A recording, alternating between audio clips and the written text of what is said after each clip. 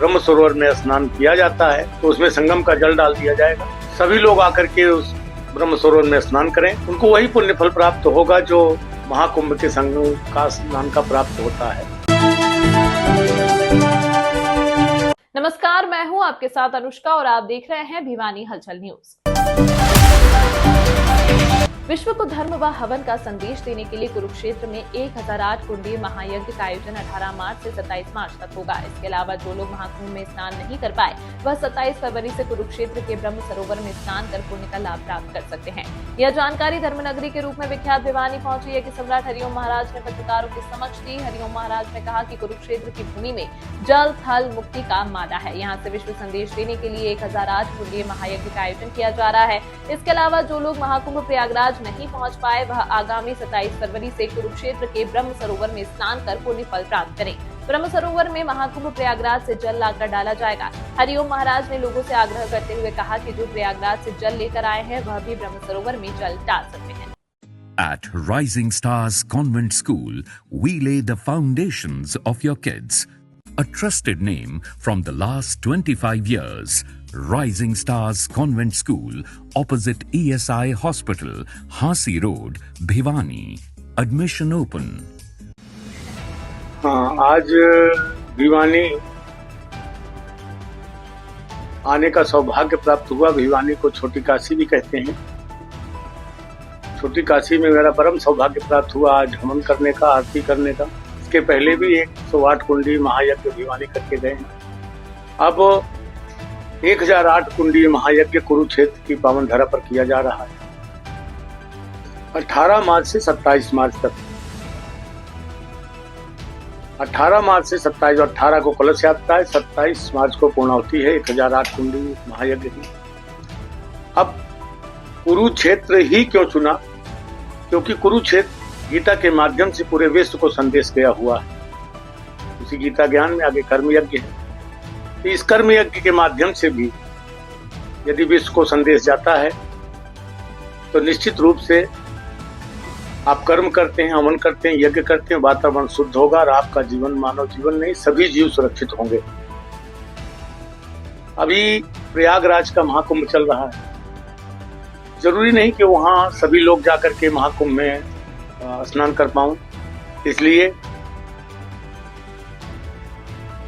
महाकुंभ के संगम का जल ला करके कुरुक्षेत्र में ब्रह्म सरोवर है, जो पहले से ही वहां की सब श्रद्धा भी जुड़ी है और ब्रह्म सरोवर में स्नान किया जाता है। स्नान करते हैं लोग समय समय पर, तो उसमें संगम का जल डाल दिया जाएगा। सभी लोग आकर के उस ब्रह्म सरोवर में स्नान करें, उनको वही पुण्य फल प्राप्त होगा जो महाकुंभ के संगम का स्नान का प्राप्त होता है। विशेष रूप से कुरुक्षेत्र की भूमि के लिए त्रिधा मुक्ति कही जाती है, क्योंकि हरिद्वार के जल में विसर्जन होता है और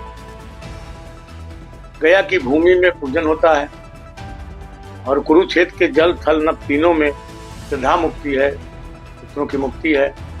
वहां फूल भी नहीं उठाए जाते।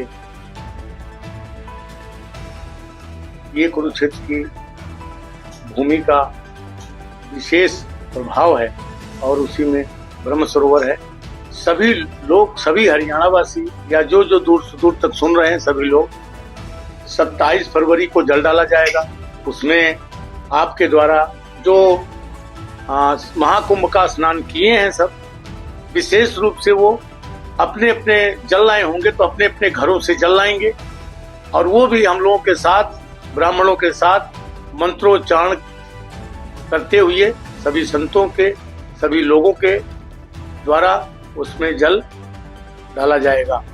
अपने अपने घरों से जो जल लाए हैं वहां महाकुंभ में स्नान करके उसमें से जल लेते आएंगे और हम लोगों के साथ साथ वो भी डालेंगे।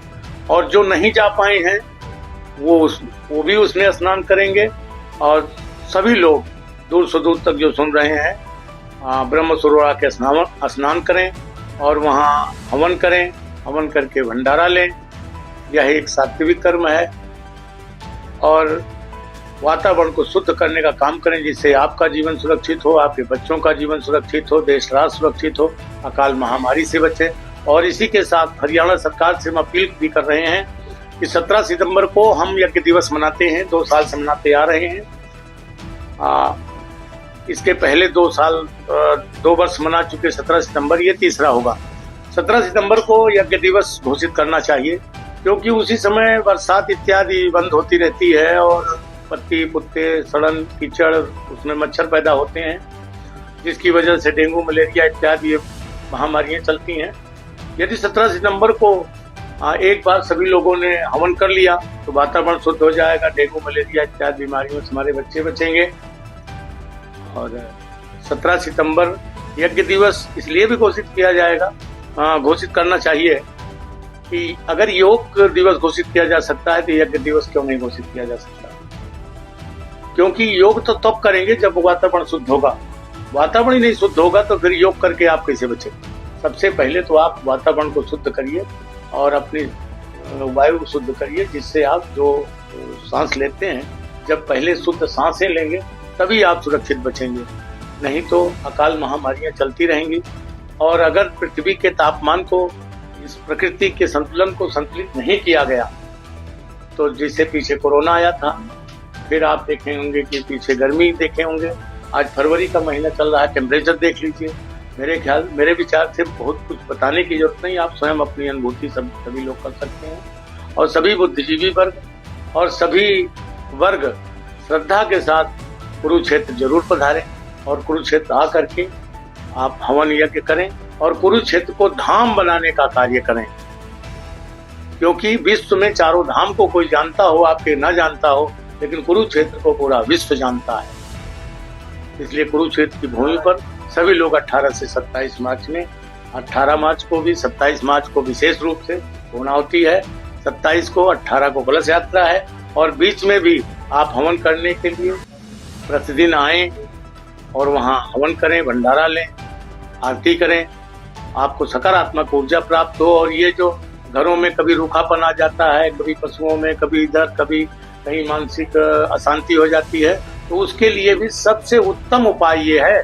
और ये एक सत्य उपाय है, इसमें न कोई झाड़ है न फूंक है। निश्चित रूप से आप हवन करेंगे तो आप एनर्जेटिक होंगे, आप ऊर्जावान होंगे। आप ऊर्जावान होंगे तो अपने आप सारी बीमारियां दूर हो जाएंगी। इसलिए सभी लोग 18-27 कुरुक्षेत्र जरूर। तमाम महत्वपूर्ण खबरों के लिए देखते रहिए भिवानी हलचल न्यूज।